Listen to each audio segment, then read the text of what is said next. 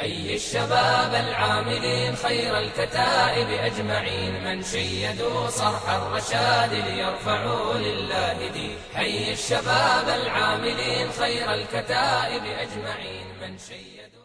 بسم الله الرحمن الرحیم. حامد و مصلی.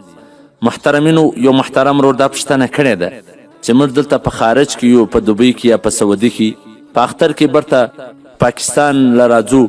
آیا موږ روژه د کوم ملک سره ونیسو؟ محترمینو، که کم سړی په کم ملک وي د هغه ملک په اعتبار سره دې ونیسي.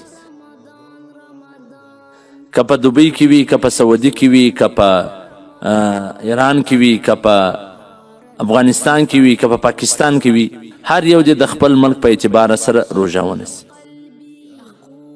ځکه شیخ الاسلام مفتی محمد تقی عثماني صاحب حفظه الله په خپله فتاوی عثماني جلد نمبر 2 صفحه نمبر 106 هغه لیکلي دي چې د مفتی اعظم مفتی محمد شفیع عثماني صاحب رحمه الله هم دغه فتوا بوله چې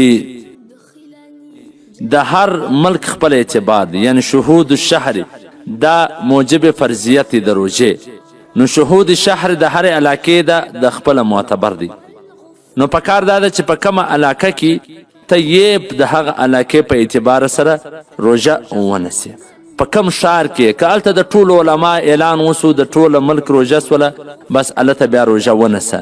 ها که چیرې بیا ته په د سفر سره رالی پاکستان نه او تا هلته روژه د سعودي سره نیولې ده، نو دلته به بیا په پاکستان کې اختر نه کوي، ځکه هغه روژه به بیا د پاکستان سره ونیسې، بیا په پاکستان کې اختر کې. او که چیرې داسې ولو چې ته په پاکستان کې وې بیا افغانستان نه ولاړې، نو بیا به د افغانستان سره اختر کې که یوه ورځ د مخه و، نو چې اختر سو دا دویمه ورځ به روژه نه ونیسې. بیا که چیرې کمې وې بیا به د یوې روژې قضا راوګرځئ.